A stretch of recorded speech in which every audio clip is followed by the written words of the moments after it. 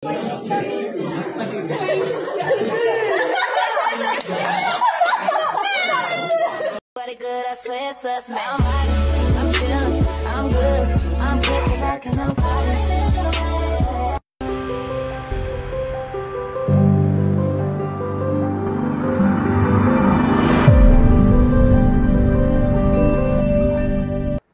pagi, salam sejahtera. Bersama Nur Iskandar di sini di studio Traju dengan bintang tamu cantik Angelica Putri. Ini putri kedua yang berasal dari daerah Siantan, SD-nya di SD Bruder di Siantan, Pontianak Utara, masuk SMP Negeri 10 di Esparman, SMA-nya ke sebelah saja, SMA Negeri 3. Nah, Angelica Putri ini beruntung, dia melawat ke negeri matahari terbit, negeri Sakura, year program, namanya Asia Kakehesi, sebuah program unggulan yang diselenggarakan oleh Bina Antar Budaya. Nah, kita di sini Traju adalah bagian dari community development atau volunteer development Bina Antar Budaya Chapter Pontianak. Maka kita undang adik Angelica Putri. Apa kabar Angel? Kapan nyampe ke Pontianak? Baru 2 hari lalu. Baru 2 hari berlalu. Fresh from the open. Masih udara Jepang, suasana Jepang. Dan soundnya masih sound Jepang. Arigato. Saya cuma tahu arigato aja. Kalau selamat pagi Indonesia? Indonesia, ohayou gozaimasu. Tuh kan suaranya masih aksen Jepang. Kagok nggak pulang lagi ke Indonesia? Apa rasanya pulang lagi ke Indonesia? Beda, panas.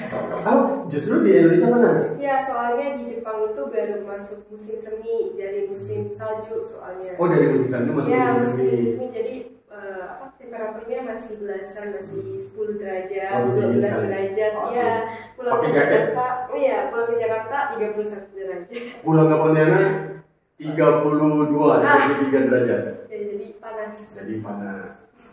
Di Jepang ditempatkan di sekolah di mana? Di Yakushima High School, ada namanya SMA Yakushima. Yakushima High School. Pemirsa bisa cek di Google Yakushima High School. Ini pulau? Iya, di pulau. Pulau besar atau kecil? Kecil. Kalimantan kan juga pulau. Iya. Tapi pulau ketiga terbesar di dunia. Iya. Setelah Papua, Greenland, kemudian kita Kalimantan. Kalau ini pulau? Pulau kecil. Kecil. Populasi penduduknya berapa? Populasi penduduknya 11 ribuan. 11 ribu ya. 11 ribu itu ya kurang lebih mahasiswa Untan. Mahasiswa yang Nusantara itu 12 sampai kalau dengan PGSD sampai hampir 22 ribu. Berarti lebih banyak mahasiswa Untan daripada pulau kecil sekali ya. Kecil. Kamu bisa keliling pulau? Iya, bisa keliling. Pakai mobil bisa. Biasanya pulau kan panas. Biasanya pulau panas. Kamu malah merasa ke Indonesia sekarang yang panas? Kalau musim, sesuai musim ya. Oh, ada musimnya. Ya, karena Jepang ada musimnya. Di sana kalau musim panas menurut saya lebih panas. Musim panas? Lebih panas daripada Pontianak. Lebih panas. Waktu nyampe musim apa? Musim panas. Musim panas. Iya. Justru kaget. Iya, kaget. Kok panas banget? Asik ini ya, kaget. Syukur namanya Angelica. Angel. Jadi malaikat ya. Jadi di SMA Negeri 3 kok tahu ada program Asia Kakehesi? Pertama sih sebenarnya tahunya dari media TikTok.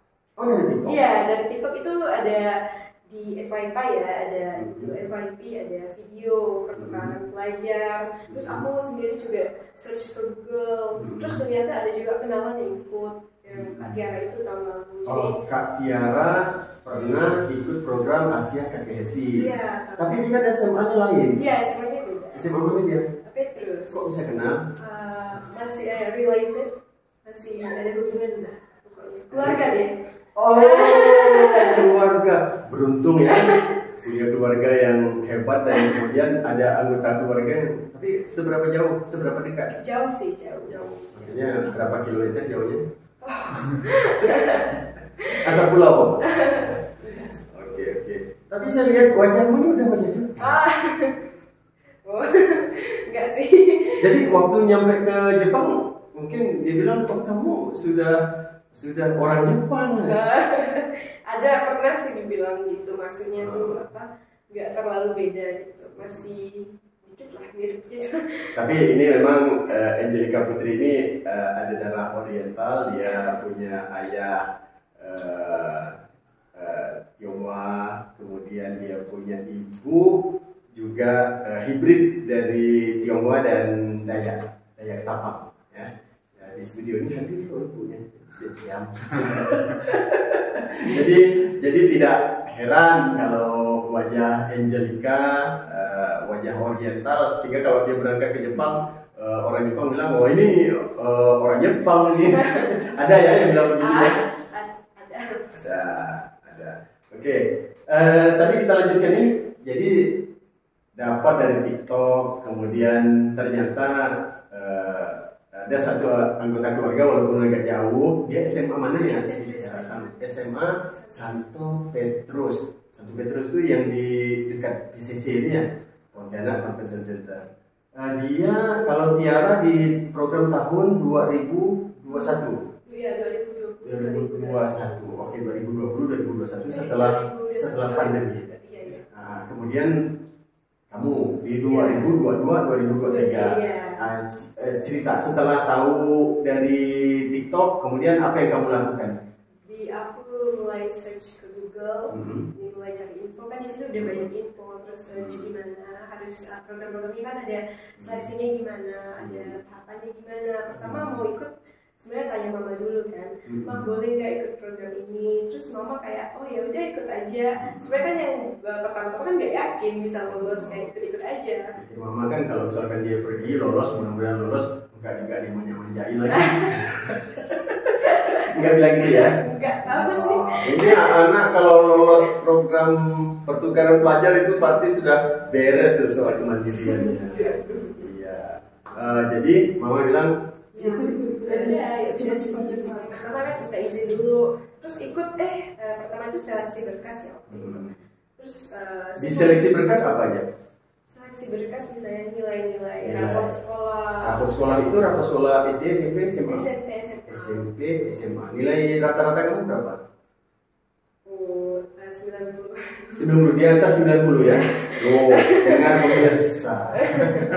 Program Bina Antar Budaya itu rata-rata nilainya itu di atas standar. Jadi kalau standar papan tengah itu 7,5, nah ini 9. Jadi kalau mau ikut program Bina Antar Budaya pertukaran yang ke Amerika, ke Eropa, AFS, kemudian ini Asia KKSI, kalau mau lolos satu nilai administrasi 9 ke atas. Nah. Tapi nggak apa-apa kok. Nggak apa maksudnya? Nggak apa-apa kok, percaya diri dulu aja. Oh gitu. Saya kira 7,5 nggak apa-apa kok. Itu langsung secara administrasi sudah tersingkir. Ya, jadi nilai rata-rata ini perlu tahu ini 9. Itu yang SMP dan SMA. Oke. Setelah administrasi nilai apa lagi? Terus ada kayak waktu itu buat esai, kalau nggak salah. Buat esai, tulis tangan atau tulis ketik? Tulis tangan, tulis ketik bisa. Oke. Kamu cerita apa di esai? Ada temanya, misalnya pendapat kamu menurut ekonomi atau apa gitu, disuruh buat esai. Kira-kira masih ingat nggak esainya apa?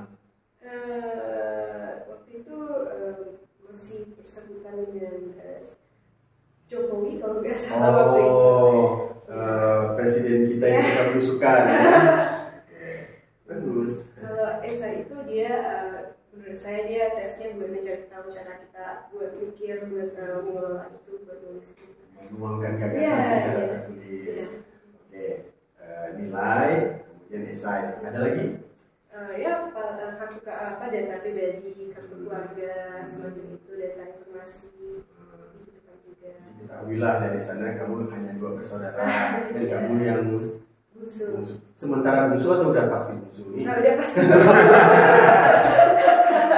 Oke.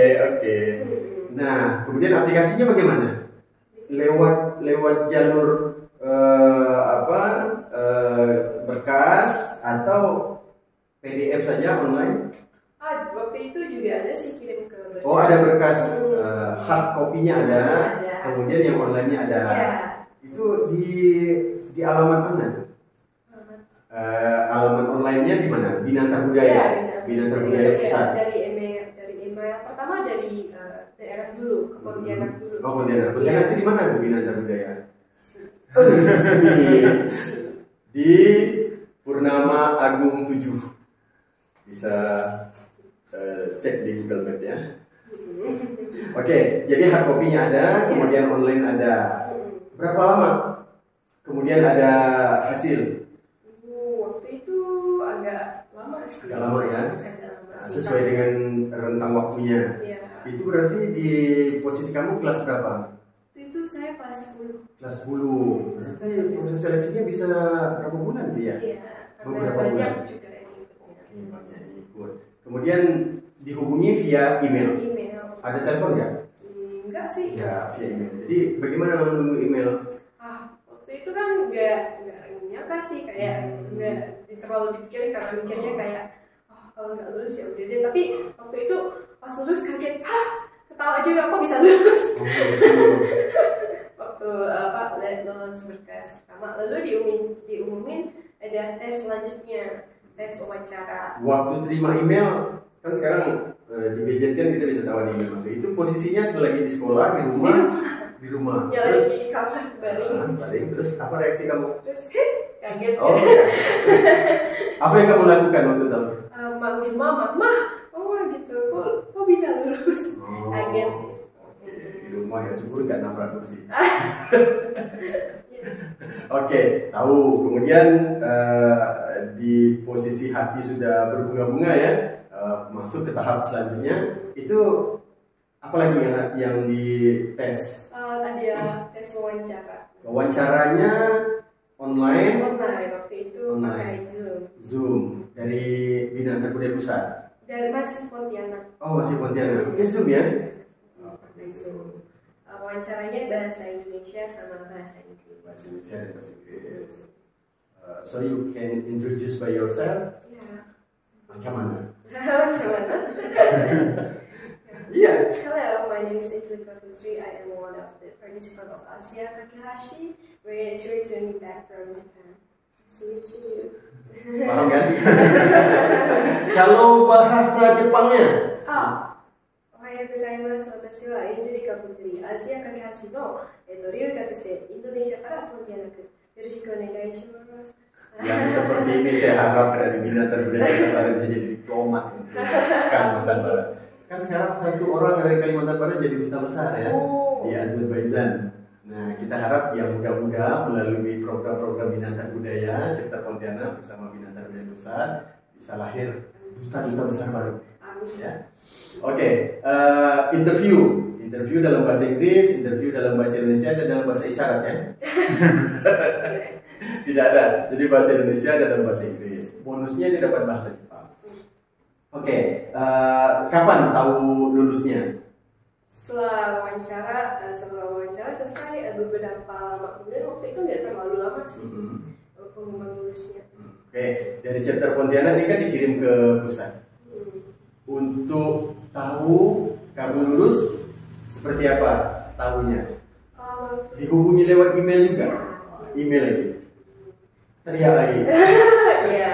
Tahunya di rumah atau di sekolah? Di rumah lagi? Ibu lagi? Ibu lagi kejar?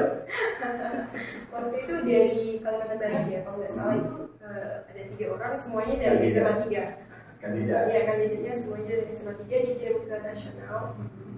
Waktu itu diseleksi baru diberikan pengumuman. Dan ternyata di antara 3 itu yang lolos kamu. Iya. Kemudian di seluruh Indonesia berapa yang lulus? Kami ada 33 orang. 33 orang ya. Tersebar di seantero negara Jepang. Iya, benar. Kan Jepang kalau ibu kotanya kan ada di Tokyo. Ada yang di Tokyo? Ada. Kamu kira-kira ini Tokyo, ini tengah, ini ujung, kamu tuh adanya di mana? Di bawah, di ujung. Berarti bukan di Jepang, di ujung. Iya sih, udah paling beda gitu. pulau. Oh. Jadi kalau dari pulau Yakushima itu sudah ketemu dengan negara mana? Oh, iya di bawah deh. Di bawah Iya, di bawah ketemu dekat dengan sama Cina. sih udah dekat Indonesia deh Oh, kayaknya. dekat Indonesia. Filipina. Kok kamu nggak berenang ke Indonesia ya? Jauh-jauh. Oke, jadi apa persiapan setelah tahu lulus? Apa saja petunjuk dari Binatang Budaya untuk kamu persiapkan sehingga bisa ready goes to Japan? Waktu itu udah tahu lulus sebenarnya saya tuh belum terlalu bisa bahasa Jepang. Teman-teman yang lain juga sebenarnya dari Indonesia itu. Sebenarnya jadi sebelum pergi udah saya persiapkan belajar kalau enggak itu dasarnya udah bisa, jadi sampai sana nggak kewalahan. Tapi kan sekarang juga bisa Google Translate ya. Oh ini maksudnya gitu ya. Seperti Ali. Ya, jadi hafalin katakana dan hiragana itu bahasa tulisan kayak word dasarnya Jepang. Jadi sebelum berangkat saya udah hafalin itu semua. Jadi udah ada bekalnya. Belajar mandiri atau? Waktu itu saya ada ikut kurs, ada ikut kursus, tapi saya juga inisiatif belajar sendiri. Kursus online atau Kursus online. Online ya. Berbayar. Berbeda. Berapa dibayar? Aduh, 150-an gitu. Per bulan. Per bulan. Kamu tidak hubungi Tiara yang baru pulang dari Jepang? Ada sih, ada. Ya, apa advice dia? Ya, banyak sekali advice yang saya dapat. Antara lain? Waktu itu sebenarnya sebelum kirim ke nasional itu saya agak ragu. Karena saya kalau bilang kalau nggak lulus itu gimana gitu. Jadi saya tanya dia, menurut kamu saya lanjutin nggak atau lanjutin nggak? Sebenarnya saya ragu waktu itu mau lanjutin atau enggak, tapi katanya lanjutin aja. Jadi saya lanjut. Itu berperang melawan diri sendiri Iya. ya? Bagaimana bisa kamu kemudian jadi yakin memenangkan keraguan-keraguan? Ya berdoa juga, terus karena udah di saran gitu ya udah lanjut aja nggak apa-apa. Pengalaman kalau bagus kan juga pengalaman, kita udah pernah ikut seleksi. Dan ternyata lolos, kepuasannya Wah. tak terukur ya. Iya. Oke. Nah, kamu sudah mempersiapkan diri tulisan kanjinya, kemudian juga kosakata-kosakatanya, berusaha dengan mengikuti kursus, ketemu dengan returnee dari program Asia Hesi, kemudian apalagi persiapan yang dilakukan oleh Binatang Budaya Pusat ketika sudah siap akan berangkat. Apakah ada orientasi? Ada di Jakarta. Berapa lama? Seminggu. Apa yang dilakukan selama seminggu? Jadi Kita nih kepo. iya. Jadi sebelum pergi sebelum pulang ada orientasi. 33 orang itu ya, Iya. seluruh Indonesia. Kamu delegasi khusus dari Kalimantan Barat. Jadi di sana di hotel kami bertemu dengan orang baru dari semua teman-teman ya kan dari berbagai daerah. Di situ kami benar-benar disiapkan udah dikasih tahu kalau perjalanan action itu nggak mulus, nggak happy terus, sudah dikasih tahu. Jadi it's roller coaster. Jadi Tidak mulus itu kira-kira apa yang dijelaskan tuh? Seperti apa? Misalnya waktu pertama senang, tiba-tiba adaptasi ternyata lingkungannya kaget dong, perbedaan budaya, Cultural shock. culture shock, ya pasti ada, itu langsung turun gitu. Terus tengah-tengah udah berbaur, udah bisa temenan sama orang Jepang, naik lagi. Terus ada masalah, misalnya ada masalah bertengkar gitu deh, sama teman-teman, sama LP, sama apa, turun lagi. Terus holiday, misalnya summer vacation atau winter vacation itu naik lagi. Ya, terus udah mau pulang turun. Oh, turun karena sedih. Ya, karena sedih. Harus berpisah. Gak mau pulang. Gitu. Itu warning dari Ya, masa orientasi. Sudah diceritain. Kemudian apalagi selain warning itu rambu-rambu, terutama lampu kuning layak ya. Ya, dijelasin juga kehidupan di Jepang, misalnya cara menggunakan toilet, cara kita berbicara di sana, cara kita bersikap udah dijelaskan. Ada narasumber dari Jepang, ada ya. dari mana pada waktu itu? Narasumbernya dari returnee. Kami juga ketemu sama duta besar Jepang, jadi di situ dijelaskan hubungan Jepang juga gimana kehidupan Jepang. Ya. apa sih misinya Asia Kakehesi ini? Pasti ada penjelasan dari Duta Besar Jepang untuk delegasi yang akan berangkat ke negeri Sakura. Sesuai namanya Asia Kakehashi, Hashi itu in Japanese that's mean bridge. Jadi kita menghubungkan jembatan antara Indonesia dan Jepang supaya hubungan kita tetap baik, terus juga bisa bertukar budaya. Ini sebenarnya manfaatnya baik banget yang bisa aku rasain sendiri juga dan teman-teman rasanya. Jadi baik Jepang itu ya. Iya. Baik maksudnya humanistik juga. Iya. Jadi bisa bertukar budaya. Selain kita juga belajar bagaimana cara mereka hidup, cara mereka dari negara maju juga kan. Terus kita bawa ke sini. Kan kita dapat label orang Timur sopan santun. Iya. Kira-kira mana yang lebih sopan santun Jepang dengan kita? Kalau Indonesia itu dia lebih keramah ya saya bilangnya. Dan menurut saya perspektif orang Jepang itu kan kayak biasa aja dia. Tapi kalau di daerah saya itu orangnya kayak ramah banget, kayak walaupun nggak kenal tetap konnichiwa gitu. Apa artinya itu konnichiwa? Kayak halo. Oh gitu. Jadi kalau orang nggak kenal aja tetap konnichiwa gitu. Oke. Orientasi itu di Jakarta kemudian langsung berangkat. Berangkat itu masih ada orientasi di Jepang. Oh gitu, orientasi Ya, lagi di Jepang. orientasi lagi. Berapa lama? Itu sekitar 5 hari. Itu satu grup 33 orang dalam satu forum. Satu forum. Oke. Jadi waktu di Narita itu ketemu lagi sama negara lain. Oh. Ya, ada dari 20 negara. 20 negara. Jadi berapa ratus? Wah, itu sekitar 300 orang. Berarti dalam bahasa Inggris. Ya, waktu itu masih bahasa Inggris ngomongnya. Bahasa Inggris ngomongnya, campur-campur istilah dengan Campur-campur. bahasa Jepang. Jadi 20 negara ya. Antara lain negara-negara mana? Negara Indonesia, Malaysia, Korea, Vietnam, Thailand. Itu semuanya negara Asia ya. Oh, negara Asia. Turki masih termasuk. Oke. Kalau rata-rata satu negara ada 30, berarti ada 600-an ya? Enggak sebanyak itu sih. Indonesia yang paling banyak. Oh, Indonesia paling Iya, banyak. Indonesia yang paling banyak 30. Bahkan ada yang cuma 3 orang negaranya. Oh gitu. Jadi menurut saya Indonesia kayak beruntung, kayak kesempatannya besar karena hidupnya banyak orang juga. Berkenalan dengan peserta-peserta dari Iya. negara lain, antara lain dari negara mana saja kamu kenalan? Oh, kalau saya sekarang teman dekat saya itu banyak dari Filipina, dari India, dari Korea, dari Thailand, banyak deh. Tapi teman dekat itu maksudnya apa? Teman dekat, maksudnya yang sering dihubungi. Oh, saya punya. Iya. Bukan teman dekat yang dalam tanda kutip. Bukan. Oh, bukan. Bukan. Nah, soalnya ini harus ditanya ya, dari di sosial media tuh nanti artinya beda. Iya. Jadi harus diklarifikasi. Oke, ternyata setelah seleksi lolos, ada orientasi di Indonesia, di Jakarta, kemudian sampai ke Narita. Narita itu airport ya? Iya, Airport dan wilayah. paling besar di Tokyo. Kemudian pelatihannya di wilayah Narita di Hilton Hotel, di Hotel Hilton. Oke. Selama berapa lama? Selama 5 hari kurang lebih. 5 hari. Di situ kan waktu itu masih COVID, jadi sekaligus karantina juga. Oke. Nah, kemudian didistribusikan. Iya, didistribusikan. Kamu ke pulau Yakushima itu berapa orang? Saya sendiri. Kamu sendiri. Iya. Syukur anak manja ya. Jadi mandiri di sana.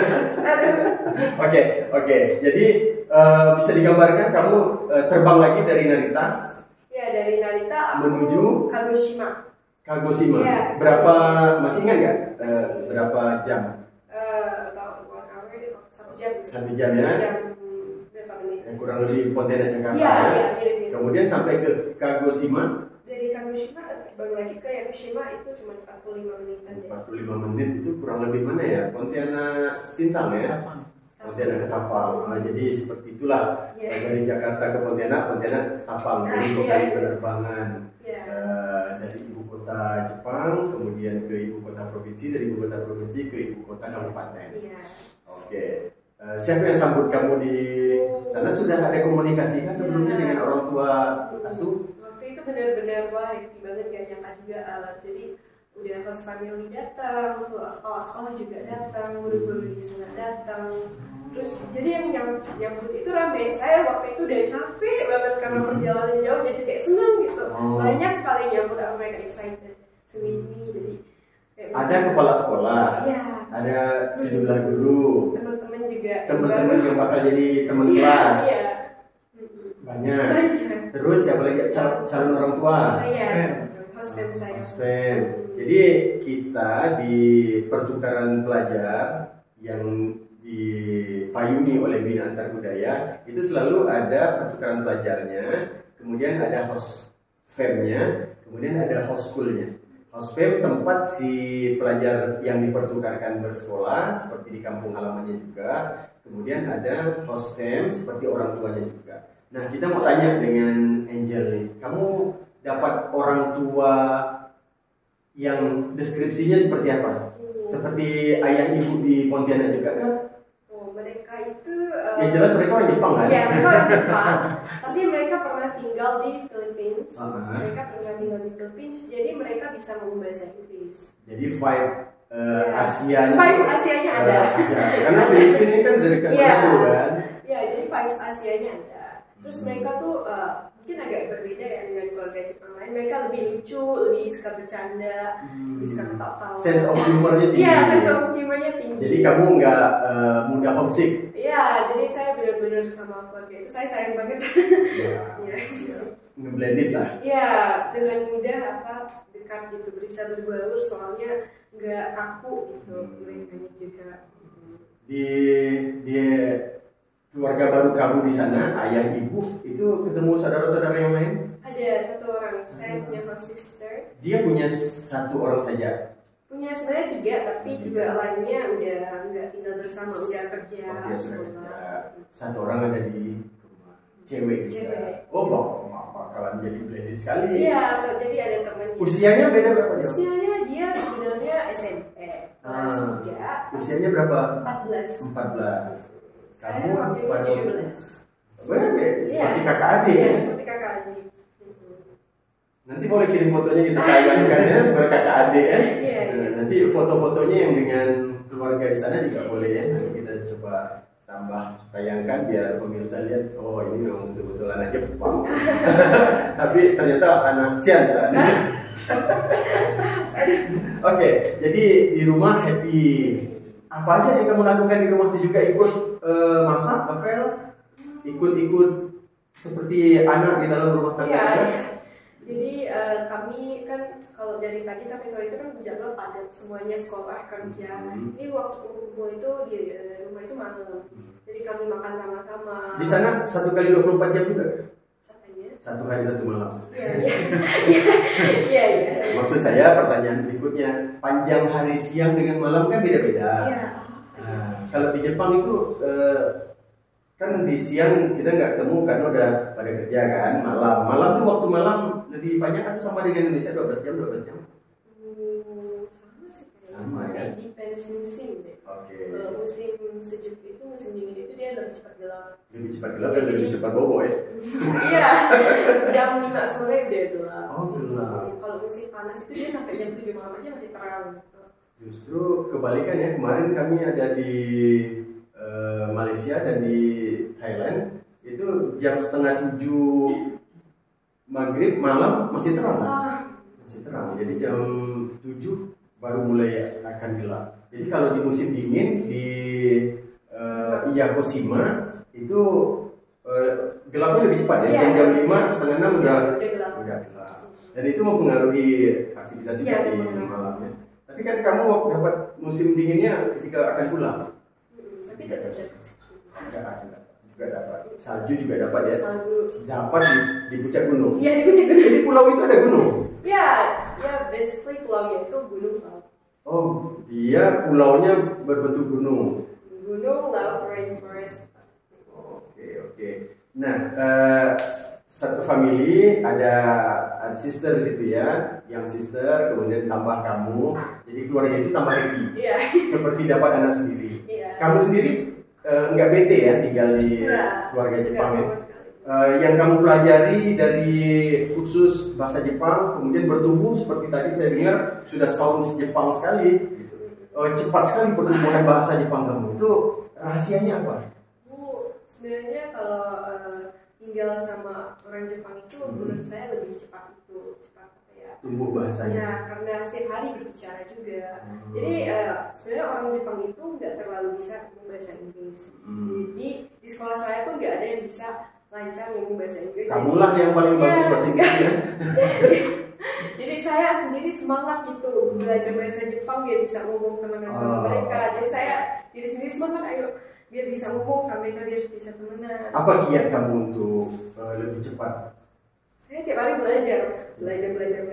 Saya di Jepang jarang main handphone, jarang banget. Jadi belajar. Atau anak-anak Jepang juga jarang main handphone? Iya jarang. Beda dengan Indonesia. Di Indonesia anak kecil kasih handphone. Jarang banget. Paling waktu. Ini sebuah catatan yang penting kita ketahui dari anak Indonesia yang baru pulang dari Jepang. Ternyata di sana anak Indonesia yang biasa pegang gadget aja jadi malas pegang gadget. Ya. Nggak ada waktu. Oh, nggak ada waktu? Nggak sih, ada sih. Cuman saya kan artinya kesibukan itu banyak? Ya, kesibukan banyak. Oke. Sambil bincang-bincang sama Angel, kita juga nanti lihat ya di Pontianak juga ada anak Jepang yang di sini. Saya mau bilang tadi cara bicaranya tuh ada vibe Jepangnya itu udah mulai kayak iya, gitu. Iya, ngomong gitu ya di Jepang ya. Mungkin karena juga mereka respect gitu ya. Sampai ke raut wajah kalau berbicara kelihatan. Oke, itu di rumah. Nah, profil kependudukan di sana, rumah tempat kamu tinggal dengan sekolah berapa jauh, dengan tetangga-tetangga, kemudian infrastruktur jalan, terus akomodasi, misalnya public transport, atau kamu bersepeda, apakah kamu bermotor juga seperti di sini, asap, kebut-kebutan misalnya. Mungkin bisa ceritalah deskripsi dari rumah ke sekolah. Saya dari rumah ke sekolah itu jauh ya. About 30 kilo. 30 kilo. Jadi kurang lebih dari Siantan ke Cukap. Bukan. Ke Pinyu. Oh. Waduh. Oh, jauh ya. Tapi di sana nggak terlalu kerasa sih soalnya nggak macet. Enggak macet. Ya, karena penduduknya nggak banyak juga jadi nggak macet. Public transport atau pakai kendaraan? Busku, pakai bis sekolah. Jadi di pulau itu nggak ada densha, nggak ada kereta. Jadi transportasi utamanya itu bus. Jadi saya dari rumah ke bus station, jalan sebentar dari rumah, saya nunggu di sana, terus pergi sama teman-teman yang lain ke sekolah. Jadi naik bus. Nggak terasa ya? Nggak terasa. 30-an kilo itu berapa menit? 45 menitan doang. Oh, 45 menit. Ya, kurang lebih sekitar 50-40 juga ya. Kecepatannya nggak terlalu ngebut. Oke. Karena tidak macet, berarti kan kita lihat jalannya yang lebar atau kendaraannya yang tidak banyak. Kendaraannya tidak banyak juga sih. Berarti motor juga kurang? Motor ada. Sebenarnya dibandingkan dengan tempat Jepang yang lain, di Yakushima masih ada yang pakai motor. Kalau kayak di Tokyo gitu nggak ada deh kayaknya yang pakai motor. Paling cuma delivery. Malah yang pakai motor Jepang kita ya. Yamaha, Honda, ribu di. Jadi mayoritas Jepang itu pakai mobil, dan karena emang di sana mobil kan harganya juga lebih murah. Dia produk sendiri ya. Jadi mayoritas di sana emang pakai mobil. Jadi satu minggu full sekolah atau seperti di Indonesia dari hari Senin sampai hari Sabtu? Senin, Selasa, Rabu, Jumat. Senin sampai hari Jumat. Hari Minggu kosong, hari Sabtu kosong. Jadi apa yang kamu kerjakan di hari Sabtu dan Minggu? Lebih ke family time sih, lebih bersama family saya, melakukan kegiatan. Contohnya berkebun. Dia punya kebun? Iya, punya kebun. Apa kebunnya? Kebun banyak, sayur, buah-buah. Sayur apa? Sayur biasa, kayak sawi gitu, brokoli, kacang-kacang itu banyak. Jadi mas saya tuh rumahnya tuh di sekitar itu benar-benar luas gitu, hutan, kebun, sungai gitu. Saya membayangkannya juga hadir di sana karena kita suka bercocok tanam juga ya. Kamu ikut nanam? Iya, pertama kali saya. Ikut panen juga? Iya. Kamu yang kamu tanam sempat panen? Sempat. Apa tuh? Waktu itu pernah nanam kayak kacang apa gitu. Oke. Kamu masak juga? Masak. Masak apa yang kamu dapat? ketahui, dapat pelajari dari masakan Jepang? Saya bisa masak. Seharian itu ada nabe namanya, itu sup. Jadi keluarga saya sering makan sup, makan sayur-sayur, makan ikan, pokoknya makannya sehat-sehat. Makan masakan Jepang juga. Saya bisa. Tinggal dimasak aja di Pontianak ya. Iya. Nanti kita cicipin. Sama Yuto ya. Iya. Oke, ini akan jadi pertemuan yang menarik anak Pontianak yang pertukaran pelajar ke Jepang dan anak Jepang yang sekarang sedang ada di Pontianak. Nanti kita coba masak HB. Nabe itu artinya? Dia kayak sup gitu. Oh, sup. Dia nggak punya arti sendiri nabe itu. Nggak tahu. Kalau kita kan nabuk kan jelas. Oke. Nah, sekolah SMA di sana kamu bilang jumlahnya terbatas ya? Iya, jadi di pulau itu cuma satu SMA aja. Satu SMA saja. Cuma ratusan doang muridnya. Enggak seperti kita ya, ada sekolah negeri, sekolah swasta gitu. Enggak ada, hanya satu SMA itu. Iya, satu SMA. Dari 12.000 penduduk, 12.000 penduduk hanya ada satu SMA. Kamu lihat nggak ada SMP? SMP banyak sih. SMP banyak. 4 atau 5 gitu. Dia seperti kita juga ya, SD, SMP, SMA. SMA hanya satu doang. Kemudian universitas ada nggak ada. Berarti mereka kalau mau kuliahnya kuliah keluar ya. Iya. Kamu berarti ketika mengikuti 1 tahun program kurang lebih 9 bulan ya di sana itu apa seperti di sini ada kelas IPA, ada kelas apa lagi sosial ya. Di sana ada pembagian itu. Kalau di sekolah saya, sebenarnya Jepang itu lebih luas sih. Cuman karena sekolah saya sekolah yang kecil, ya dia ada pembagian seperti SMA SMK, tapi tetap satu sekolah. SMK kan kejuruan. Iya, kejuruan dia misalnya bisnis, kelas bisnis. Oke. Ya, misalnya ini kelas 2 SMA nih. Yang pertama dia ini kelas science, yang ini kelas bisnis. Jadi pembagiannya. Kamu ada di mana? Saya di kelas science. Saya itu ada umum ya. Umum ya, pengetahuan kan? Pengetahuan. Oke. Kamu merasakan ada perbedaan nggak? Misalkan apa sih yang khas dari Jepang untuk memberikan pembentukan karakter, mendidik generasi mudanya dibanding dengan katakanlah SMA 3. SMA 3 kan SMA Bonafit di Kota Pontianak. Dia bersaing lah dengan SMA 1, SMA 2, SMA 4 gitu ya. SMA Anda sendiri. Oke, apa yang membedakan karakter pendidikan di sekolah Jepang dengan SMA kita? Kalau menurut saya orang Jepang itu dari kecil ya udah terbiasa, jadi nggak pernah nyontek. Itu sangat luar biasa sih. Maksudnya nilai mereka rendah, mereka tetap nggak apa-apa gitu. Yang penting nggak nyontek. Mereka belajarnya juga, yang waktu itu saya kaget teman saya di sekolah itu belajar sampai jam 9 malam di sekolah. Ada juga yang datang jam 4 subuh itu dari sekolah, mereka benar-benar semangatnya itu luar biasa ya. Terus mereka tuh di sekolah itu banyak banget ujiannya. Ujiannya benar-benar banyak banget, seminggu itu bisa beberapa kali ujian, terus PR-nya juga banyak banget.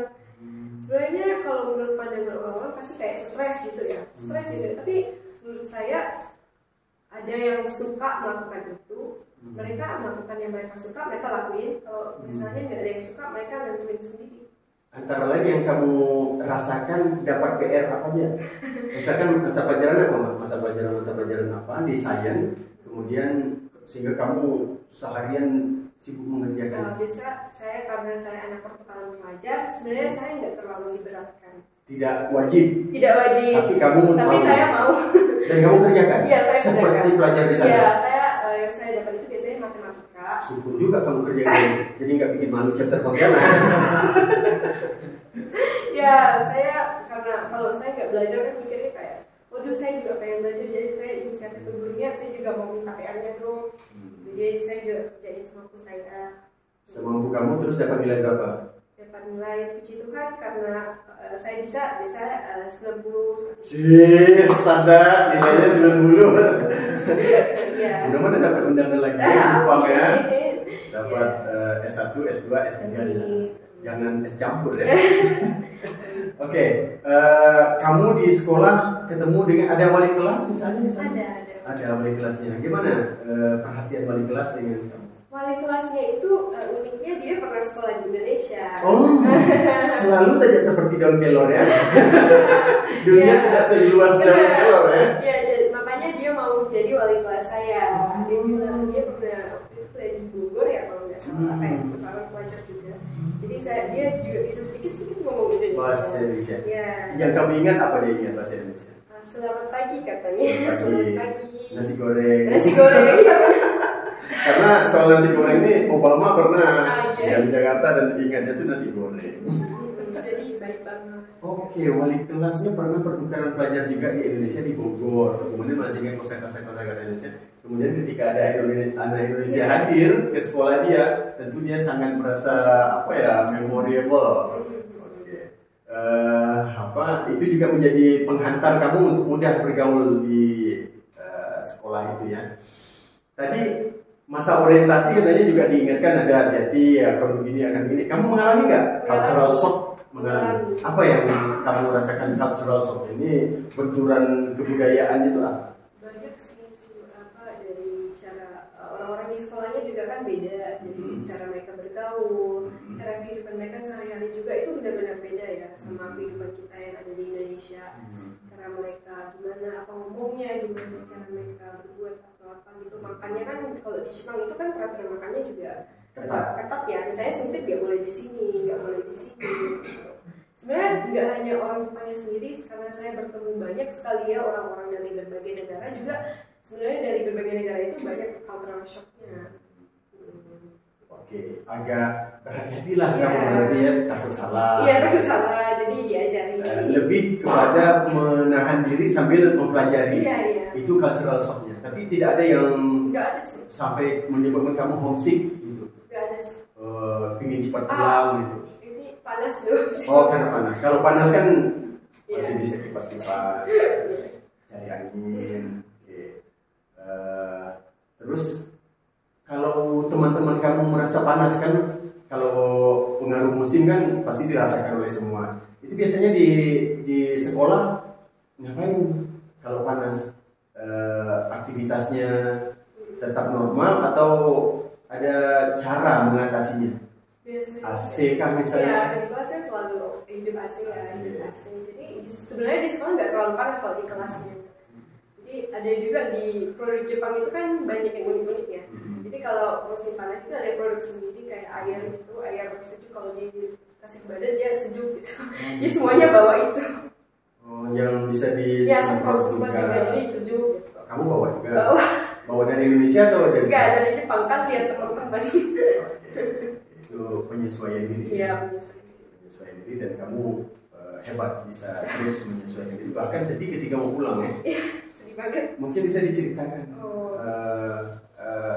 menghitung hari ketika akan pulang. Jadi sebulan sebelum pulang itu kami ada family trip. Jadi host family saya bawa saya ke Tokyo Disneyland. Tokyo? Ke Disneyland. Disneyland-nya? Ke Tokyo Disneyland, ke Tokyo juga jalan-jalan. Jadi dari Yakushima pergi ke Tokyo? Iya. Pergi ke ibu kota negara ya? Iya.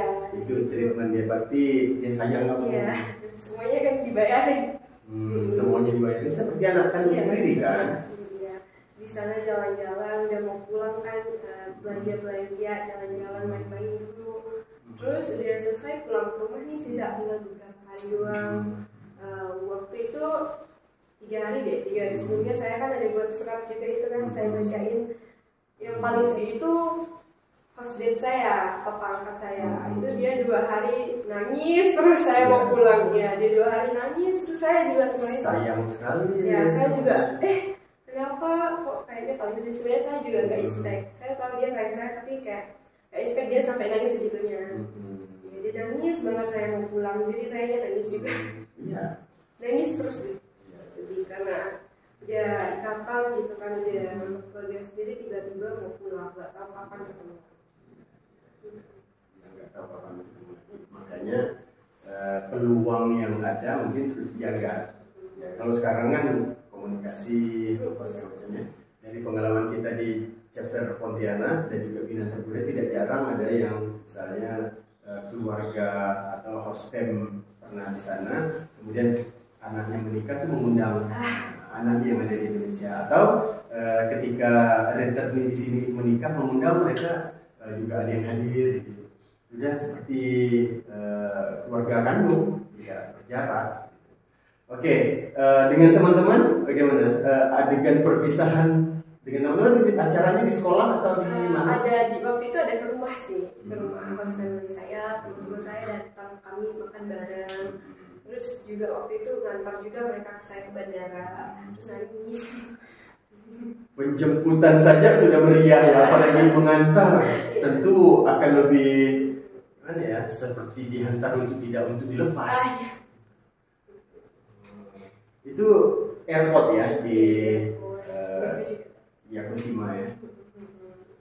Oke, jadi dari kegiatan Asia Kakehesi ini terasa bahwa Asia Kakehesi ini betul-betul menjadi jembatan perekat antar dua negara untuk Angelika Putri sebagai putri dari delegasi Kalimantan Barat mewakili Indonesia bersama 33 rekan-rekannya bersama Jepang. Akhir dari program kita ini, saya mau tanya, apa kesan terdalam kamu dari sepanjang mengikuti program Asia Kakehesi buat sekolah, buat keluarga di Jepang dan teman-teman di Jepang? Yang paling saya syukuri itu bertemu sama keluarga saya di Jepang sih. Itu benar-benar saya bersyukur banget bisa ketemu sama orang-orang baik. Dari mereka itu saya juga banyak dapat nasihat hidup ya. Nasihat hidup itu benar-benar dapat ya sama mereka. Jadi cara pola pikir saya berubah, cara pandang saya berubah, banyak yang berubah dari saya itu, banyak yang saya terima dari mereka. Saya benar-benar bersyukur banget bisa pergi, bisa bertukar budaya, bisa ketemu sama orang-orang baik. Saya juga menyadari kalau di dunia ini banyak ya orang baik gitu. Sedangkan mereka stranger, nggak kenal saya, tapi benar-benar menganggap saya seperti anak sendiri. Itu benar-benar saya bersyukur banget bisa ikut program ini juga. Terima kasih Angelika Putri, terima kasih Ibu udah mendampingi putrinya, dan nilai-nilai positifnya tadi banyak sekali ya, gak perlu lagi dicentang-centang satu persatu. Dan saya berharap pemirsa bisa menikmati juga program seperti ini dengan selalu ikuti channel traju.id sehingga bisa mengetahui program Bina Antar Budaya Chapter Pontianak. Kalau mau menjadi pertukaran pelajar, ikuti terus programnya yang ada di sini. Kita yearly program ada, AFS ada. Kemudian kalau mau merasa hubungan internasional ingin menjadi host fam seperti Angelika berada di rumah keluarga baru, silahkan mendaftar di tempat kami. Begitu juga dengan host school. Kalau mau dapat siswa internasional yang berpengalaman belajar di sekolahnya, silakan kontak ke Bina Antar Budaya Chapter Pontianak CQ folder traju.id.